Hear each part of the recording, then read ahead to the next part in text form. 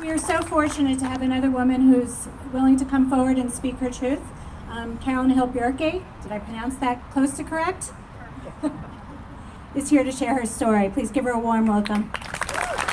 Thank you all for coming. Thank you, Gail, for including me. I'm Capsule. What does that mean? Hello, my name is Carolyn Hill-Bjerke. I'm a poet, activist, wife, mother, businesswoman, and Weston, Connecticut resident. In 1967, my biological mother was pregnant, and her only legal option was adoption. As a result, she was forced to carry the pregnancy to term. I was sold anonymously for $560 in the state of Connecticut. My mother was a typical young girl. She was raised by her Finnish father and her stepmother in Watertown, Connecticut. At the time, reproductive education was taboo, and birth control and abortion were illegal. The only option for a pregnancy was to carry it to term. My biological mother met my father at University of Connecticut. After becoming pregnant and declining the invitation to marry, she was sent to a home for unwed mothers to be calmed down.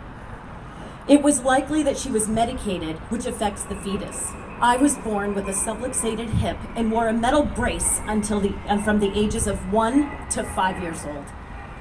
As the requirement for admittance to the unwed mother's home, my biological mother signed adoption papers. But once I was born, she had a change of heart. She was discharged from the hospital with a newborn. She could not go back to school. She was unwelcome by family and without a home. She didn't have work and she was postpartum. She got by, staying with friends and doing the best she could with a newborn. It lasted about a week. She returned to the hospital, where it is recorded she had a nervous breakdown. She was then committed to a mental institution, and I was sent to a foster home. I was given the name Maggie. This is not just my story. This happened to thousands of babies. It was given a name, the baby scoop era. I was in a foster home for 5 months while my biological mother was fighting to get me back. She had no support, no money, no family. Eventually, the state of Connecticut sued my mother for child abandonment.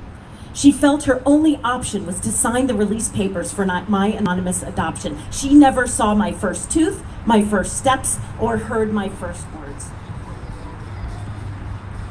My adopted mom told me that the first time we met was in a social services office in New Haven, Connecticut, where she purchased me for the $560.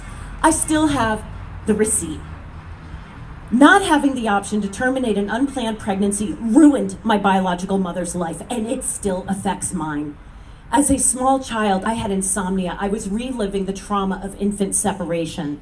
During those 5 months in foster care, I was given a series of x-rays that damaged my reproductive organs and most of my eggs. When my husband and I began to start a family, my internal issues led to a ruptured ectopic pregnancy, which almost killed me. I was fortunate enough to sustain a pregnancy and now have a teenage daughter. But to give her a brother and sister took 8 years of fertility failures, several miscarriages, and 1 abortion.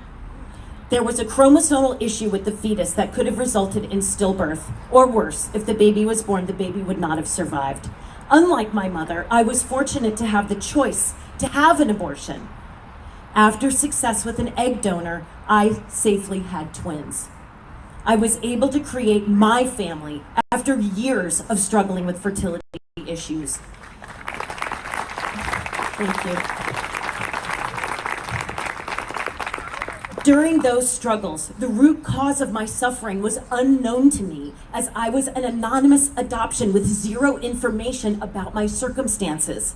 I finally met my biological father when I was 42 years old. Would you believe his apartment was 6 blocks from mine on the Upper East Side of Manhattan? That is true. He helped me unravel our story, and I realized the myth of myself was a lie.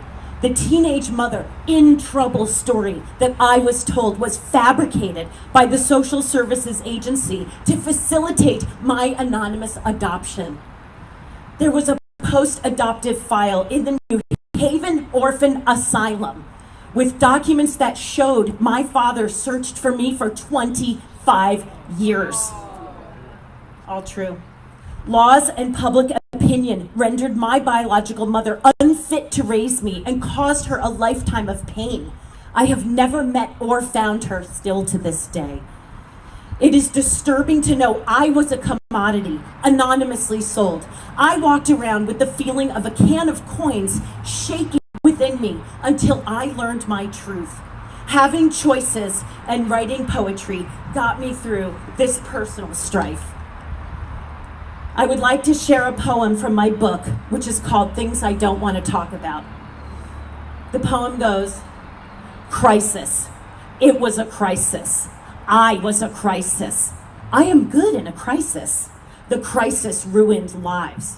What is a crisis? It is a stage in a sequence of events at which the trend of all future events, for better or worse, is determined. My crisis divided people. I was the crisis. I am still in crisis.